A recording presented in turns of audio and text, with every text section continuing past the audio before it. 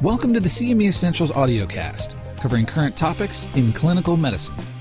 The show helps clinicians stay up to date on the current standards of care and catch up with the latest clinical developments and trends. Each episode features a lively discussion between the physician host and a noted clinical expert. They dig into the issues practitioners face every day and provide insight on improving patient care.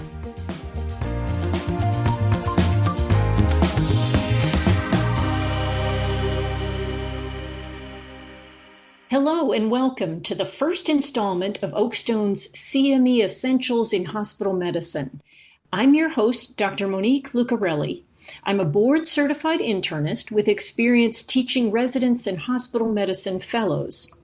I've been part of Oakstone's Practical Reviews in Hospital Medicine team for 9 years. I have a passion for hospital practice and I'm always looking for ways to improve my skills. I'm looking forward to having you join me as we explore the evidence and best practices on topics most relevant to the care we provide. Our topic today is heart failure with preserved ejection fraction. If you are like many general practitioners, you may be confused by the terminology surrounding this condition. I am pleased to be joined today by a heart failure expert who will help clear up the confusion and give us recommendations we can take with us to the bedside.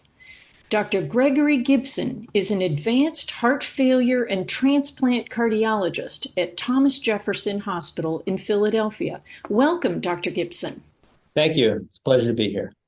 Our discussion is presented in 2 parts. In episode 1, we will clear up the confusion about the terminology surrounding heart failure with preserved ejection fraction, also known as HFpEF. We'll also clearly define the condition and discuss how to distinguish between HFpEF and heart failure with mildly reduced and reduced ejection fraction. In episode 2, we will cover diagnosis and treatment options, as well as future directions. So I invite you to tune in and get ready to learn. Admissions for HFpEF in the U.S. are increasing, and HFpEF represents about 50% of all heart failure patients. It is difficult to diagnose and may represent a heterogeneous group. The confusion about the approach to HFpEF is ubiquitous. A 2020 study in the Mayo Clinic proceedings found that most general practitioners were unaware of the guidelines on how to diagnose this condition and incorrectly used criteria such as left ventricular diastolic dysfunction and natriuretic factor. Non-cardiology practitioners were less likely to discuss goals of care and prognosis with patients and less likely to refer them to a cardiologist than patients who have heart failure with reduced ejection fraction.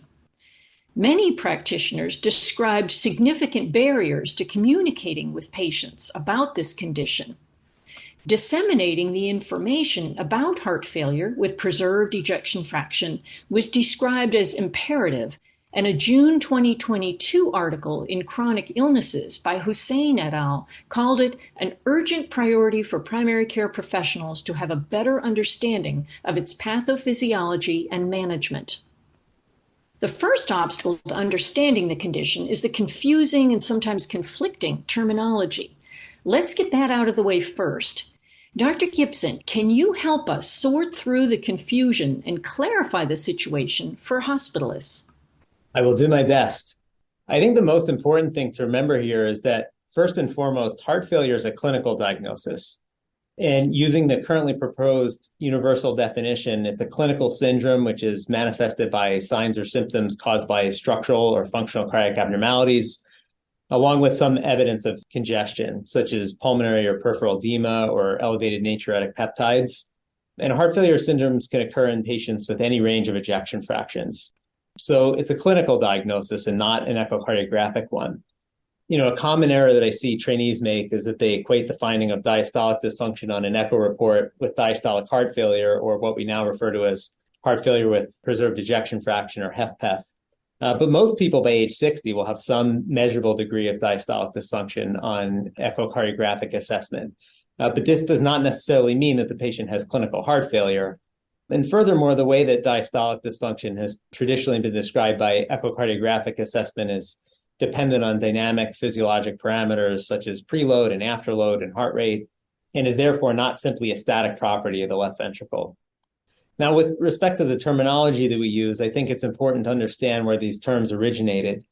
Patients with a normal or near normal ejection fraction who developed a syndrome of heart failure were historically described as having, quote, diastolic heart failure, which is what many of us learned when we were medical students.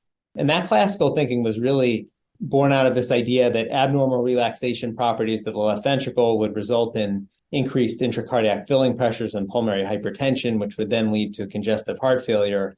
But more recently, the term heart failure with preserved ejection fraction, or HFpEF, actually evolved from language that was used in clinical trials and not actually in textbooks. I believe the term preserved was actually first used in a study called CHARM Preserved, which was a study of an angiotensin receptor blocker called candesartan. And this was studied in patients with symptomatic heart failure and an ejection fraction greater than 40%. And it was really intended to assess the efficacy of this drug in patients with what we had called diastolic heart failure. That study was published in 2003, so the terminology that arose from that is still relatively new. But in general, there's been quite a lot of heterogeneity with respect to criteria that have been proposed to define heart failure, both the syndrome itself, but also with respect to stratification by ejection fraction. And while classifying heart failure by ejection fraction can be useful, it's also a strategy that comes with several limitations. The first issue we've had historically is that individuals in clinical trials and individual societies have had different ranges and somewhat varying definitions for both heart failure with preserved ejection fraction or reduced. In some clinical trials that have attempted to study the HFpEF population, enrollment criteria have used an EF of greater than 40%, but in others it's been 45 or 50. And for these reasons, amongst others, there was a joint consensus statement published a few years ago, which proposed a universal definition for heart failure. And this attempted to rectify these inconsistencies. In this proposal, the term heart failure with preserved ejection fraction, or HFpEF, was reserved for patients with evidence of heart failure syndromes who had an EF greater than 50%. And for those with an ejection fraction less than 40, we use the term heart failure with reduced ejection fraction, or HFrEF, which I think we're most familiar with. And then there are also these other terms which are described, one being those with an ejection fraction between 40 to 50%, which is now referred to as heart failure with mildly reduced EF. Previously, this has been described by some societies as heart failure with mid-range ejection fraction. Further, there's another classification known as heart failure with improved ejection fraction, which is used to describe patients who have an EF that's initially less than 40, but improves by more than 10% to greater than 40. So quite a few of these terms and classification schemes, which can be, I think, pretty overwhelming to people. Specifically, I find the terms heart failure with mildly reduced EF and heart failure with improved EF to be the ones that are most likely to cause confusion amongst clinicians. Heart failure with mildly reduced EF, I think, feels to many people as sort of an in-between diagnosis. And many clinicians, including myself, can be perplexed as to whether to treat these patients as having HFrEF or heart failure with reduced EF and employing guideline-directed medical therapy, or to take an approach that's more similar to those with HFpEF. And I think in these cases, it can be helpful to use a multimodal approach in the initial assessment because there's so much inter-reader variability with respect to echocardiography and the assessment of ejection fraction. The other point of confusion is a term that I mentioned, which is heart failure with improved EF. The terminology here has also varied in the past. Some societies have used the term heart failure with recovered ejection fraction, but there's been a shift away from that term, specifically the word recovered, because it sort of implies that there's been a resolution of the disease process. But we know now that discontinuation of guideline-directed medical therapy in this population can lead to a recurrent decline in ejection fraction in many patients. So we like to think of that more along the lines of an ongoing disease process that's in remission rather than cured, similar to how oncologists would describe their patients. But as a rule of thumb, and to try to keep things simple, if that's possible, if a patient is noted to have a reduced ejection fraction at any point, I approach their care as I would any patient with HFrEF or heart failure with reduced EF. But I would caution clinicians to keep in mind that clinical heart failure within a particular range of ejection fraction doesn't necessarily constitute a specific disease process. And it's key to remember that there are a number of conditions, in addition to diastolic dysfunction of the left ventricle, that can lead to heart failure syndromes in patients with ejection fractions greater than 50%. And we'll discuss that more further on. We also realize that even in a traditional model of HFpEF, the syndrome involves a lot more than just diastolic dysfunction of the left ventricle, and there are a number of peripheral factors which are also thought to be involved in the disease process. But just to summarize, again, for the sake of simplicity, the term HFpEF can refer to patients with a heart failure syndromes whose ejection fractions are greater than 50% at the time of diagnosis. But again, it's important to remember that there is considerable heterogeneity amongst patients with that diagnosis. Thank you. Yeah, that's a fantastic overview. And I think we'll go into more detail as we go along to reinforce and underline some of the things that you brought up. The second obstacle to better understanding heart failure with preserved ejection fraction is defining the condition. It sounds easy, but defining it according to the ejection fraction is problematic, as you pointed out. Because of the fallibility of the echocardiogram, it can't discern what's happening on a pathophysiologic level. There's also tremendous subjective variability among experts in estimating EF, roughly a 20% variability. And studies on heart failure with preserved ejection fraction have tended to lump together those with mildly reduced ejection fraction and those with an EF of 50% or greater. So there's likely tremendous heterogeneity among patients labeled as having heart failure with preserved ejection fraction, potentially skewing research results and leading to some of the contradictory findings. HFpEF has been described on social media as failure of the left atrium rather than the left ventricle. How do you describe HFpEF to patients and students? The first thing I discuss with students is that an initial diagnosis of HFpEF can be due to more distinct disease processes than our classical, quote, diastolic dysfunction model. And it's important to consider them in our differential because many of them have specific treatments. Among those conditions are things like coronary artery disease, hypertrophic cardiomyopathy, cardiac amyloidosis, sarcoidosis, valvular heart disease, myocarditis, constrictive pericarditis, and high output heart failure, for example, which is a condition we sometimes observe in patients with arteriovenous fistulas, which are being utilized for hemodialysis. But getting back to the classical diastolic dysfunction model of HFpEF, it is true that there's a lot more involved mechanistically than just diastolic dysfunction. As you mentioned, in addition to that, there's also thought to be a decrease in left atrial compliance. Poor left atrial compliance ultimately makes the pulmonary circulation more susceptible to impaired diastolic relaxation of the left ventricle. And that can lead to pulmonary hypertension, which in turn can be exacerbated by exercise and high output states.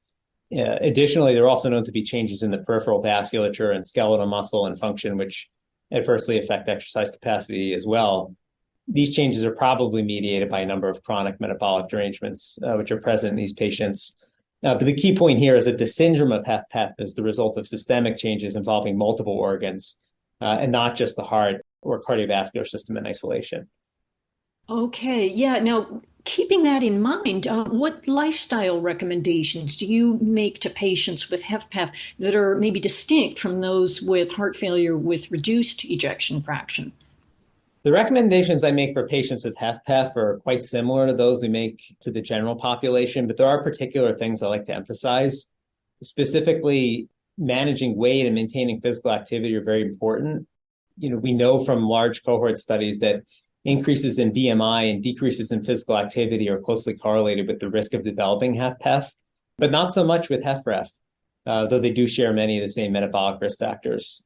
So in line with that, good diet and exercise habits have the added benefit of reducing those risk factors, such as hypertension and diabetes, but also reducing the risk of HFpEF independently more so than HFrEF. I also urge patients to undergo an evaluation for sleep disorder breathing because treatment of obstructive sleep apnea, for example, is strongly associated with atrial fibrillation, which is a significant risk factor for HFpEF. If I'm understanding correctly, heart failure with preserved ejection fraction is a condition in which the pressure within the left ventricular cavity is increased above that of a normal heart for each corresponding unit of blood volume. In other words, it takes more force on the wall of the left ventricle to fill it sufficiently.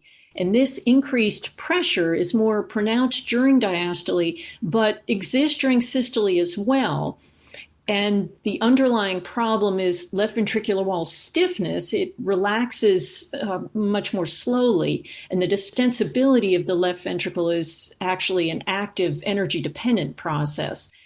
When heart rate increases during exercise, time in diastole is shortened, making it even harder for the heart to fill sufficiently. And a hallmark of heart failure with preserved ejection fraction is exercise intolerance. Often the patient is unable to increase heart rate appropriately with activity due to associated chronotropic incompetence. Dr. Gibson, can you tell us more about what is occurring here? Exercise intolerance is certainly a hallmark of heart failure syndromes and specifically those with HFpEF. More specifically, what we observe is that the left ventricle is just unable to efficiently expand to accommodate the increase in blood volume that occurs during exercise. And this results in rapid elevation in left atrial pressure in cases where the left atrial compliance is compromised, as we mentioned before. And consequently, that increase in left atrial pressure results in elevations in the pulmonary venous pressures and pulmonary arterial pressures. And that can lead to pulmonary edema and hypoxia, and it can also lead to increased stress in the right ventricle, which in some cases is not able to overcome that increased pressure to pump blood through the lungs, and it itself can become dysfunctional. So it becomes a biventricular process.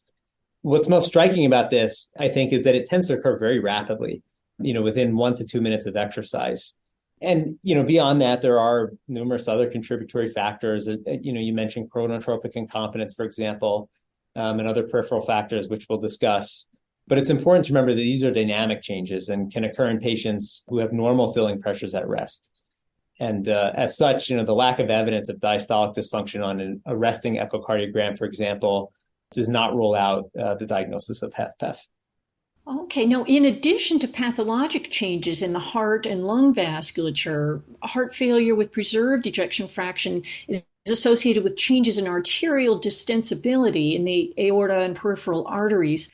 Dr. Gibson, can you tell us more about this, particularly how it impacts clinical course and treatment? There are a number of peripheral factors which contribute to the syndrome of HFpEF, and increased arterial stiffness is certainly thought to be one of them.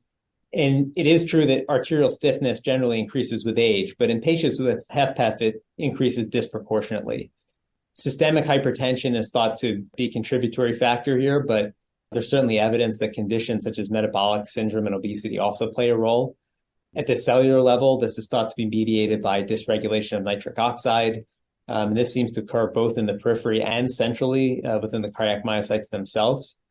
And this loss of compliance that's a result of arterial stiffness becomes more apparent during exercise, when typically you would expect afterload to decrease. This exacerbates the increase in filling pressures observed during exercise in patients with HFpEF, and really contributes significantly to the diminution of exercise capacity. And then in addition to increased arterial stiffness, there are also changes in skeletal muscle, which are subject to increased adipose infiltration. There's mitochondrial dysfunction and impairments in perfusion and oxygen utilization. The liver is also involved in many cases, and there's hepatic dysfunction, which we observe probably due to non-alcoholic fatty liver disease in many cases. This, in turn, can lead to increases in systemic inflammation, which may drive many of these metabolic changes that we observe. You also alluded to changes in lung function, and I did want to touch on that briefly. Particularly in patients with obesity, there can be a number of pulmonary issues, and they include chest wall restriction, which results in impaired ventilation and diffusion, and obstructive sleep apnea is also very common, which I had mentioned previously. The severity of these changes in the peripherally, likely correlates with the severity of the HFpEF syndrome in an individual patient, but this can be highly variable. But one thing that is clear is that the functional limitations that result from HFpEF can be self-propelling, in the sense that these peripheral changes can be exacerbated by the sedentary lifestyle that is imposed by the syndrome, because patients just aren't able to do what they would like to do with respect to physical activity. And so for this reason, we really do emphasize whatever physical activity a patient can tolerate, even if it's very limited initially, because these vascular and peripheral changes are probably at least partially reversible with increased exercise and activity. Okay, and Dr. Gibson, what else do hospitalists need to know about making the distinction between HFpEF and heart failure with reduced ejection fraction? Both HFpEF and HFrEF can be quite heterogeneous conditions, and patients who have these syndromes can share many of the same comorbidities, so it can be difficult. But morphologically, patients who have chronic HFrEF tend to have more dilated ventricles, or the so-called eccentric hypertrophy of the left ventricle. And that occurs when the dimensions of the ventricle increase without a proportional increase in ventricular wall thickness. Then because the ventricle is dilated, a reduction in EF still allows for sufficient stroke volume to maintain an adequate cardiac output and rest, at least in a patient who's compensated. But conversely, in patients with HFpEF, and particularly in elderly women with hypertension, for example, the left ventricular cavity can be quite small due to the thickening of the left ventricular walls without that accompanied increase in left ventricular dimension. And this is what we describe as concentric hypertrophy.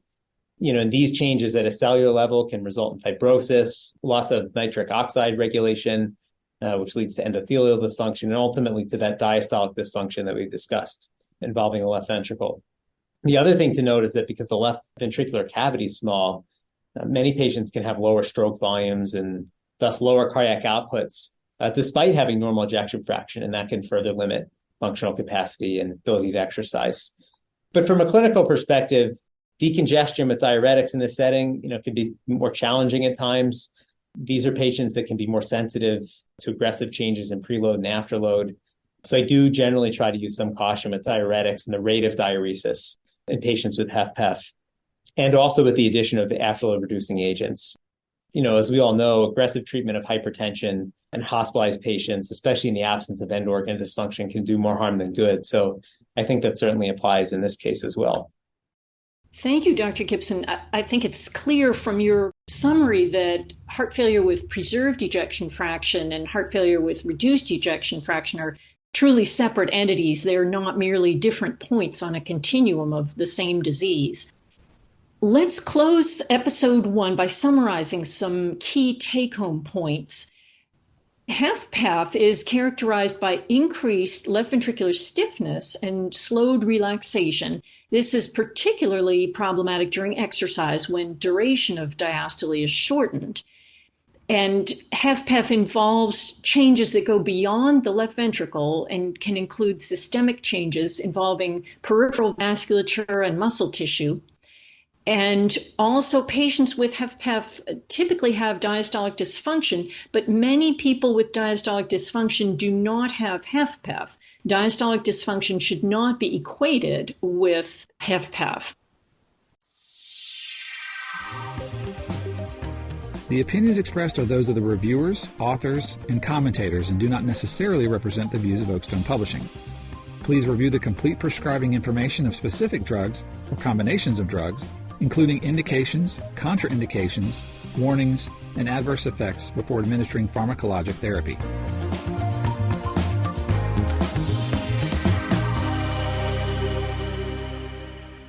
Thanks for listening to CME Essentials in Hospital Medicine.